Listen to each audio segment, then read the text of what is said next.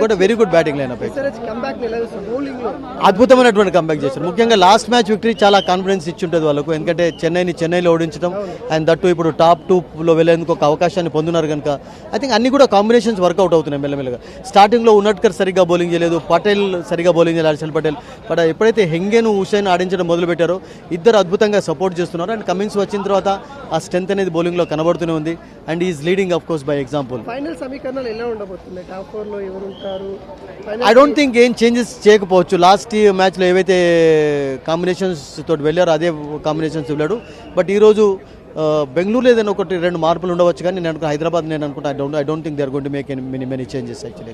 అంటే హైదరాబాద్ కి గెలిస్తే చాలా మంచిది, బికాస్ గెలిచా కానీ కొంచెం రన్ రేట్ కూడా మెయింటైన్ చేయాలి. ఎందుకంటే గుజరాత్ నిన్న విక్టరీ సాధించిన తర్వాత కొంచెం నెట్ రన్ రేట్ వాళ్ళతో కంపేర్ చేస్తే కొంచెం తక్కువగా ఉంది. సో ఆ విషయంలో నేను అనుకుంటాను Hyderabad will be very careful actually. Calculations of course కొంచెం వర్కౌట్ అయినట్లయితే I think they can be in the top 2 positions. ఎటువంటి మార్పులు కావాలి ఈ టీంలో? ఇదైతే last league match for them actually. అన్ని వర్కౌట్ అవుతున్నాయి. యంగ్స్టర్స్ని తీసుకొచ్చిన తర్వాత ఆ బలం అనేది కనబడుతుంది. కొంచెం స్పిన్ డిపార్ట్మెంట్లోనే నేను అనుకుంటాను డుబే అండ్ శివాంగిని ఇద్దరిని కంటిన్యూ చేసినట్లయితే బాగుంటుంది. ఎందుకంటే మీకు వికెట్స్ కొంచెం వేర్ అండ్ టేర్ కనబడుతూ ఉంటుంది మీరు చూసినట్లయితే. అంటే అంత పెద్ద స్కోర్స్ రాకపోవచ్చు పవర్ ప్లేలో. So I think spin department కొంచెం స్ట్రెంథెన్ చేసుకున్నట్లయితే పేస్ డిపార్ట్మెంట్లో ఏం ప్రాబ్లం లేదు.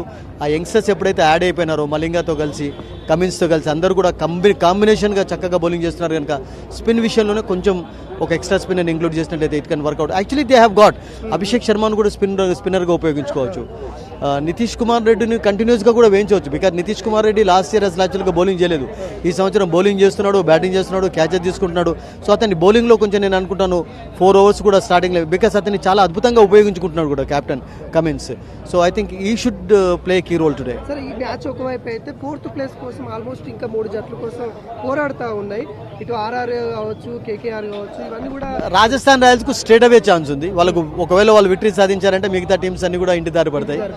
ఒకవేళ అలా జరగకుండా రాజస్థాన్ రాయల్స్ ఓడిపోయినా కానీ ఛాన్స్ ఉండవచ్చు, but depending upon other teams victories and losses actually. ఎందుకంటే ఇప్పుడు నెక్స్ట్ మ్యాచ్లో కోల్కతా ఓడిపోయింది, నెక్స్ట్ మ్యాచ్లో పంజాబ్ ఓడిపోయింది, ఢిల్లీ ఓడిపోయింది. ఢిల్లీ ఓడిపోయి గెలిచా కానీ వాళ్ళకు ఆ నెట్ రన్ రేట్ వాళ్ళు కవర్ చేయలేకపోతారు. ఒకవేళ స్ట్రేట్ అవే వాళ్ళు విక్టరీ సాధించారు, ముంబైని ఓడించారు అంటే Rajasthan Royals they don't have to think about net run rate actually. Absolutely next మ్యాచ్లో ముంబైని ఓడించే ఛాన్స్ ఉంది, ఎందుకంటే వాళ్ళ ఫామ్ అద్భుతంగా ఉంది. And that we all know that Sourav Suryavanshi the present hero actually is really living up to the expectations. They have a better chance also. Thank you. Thank you.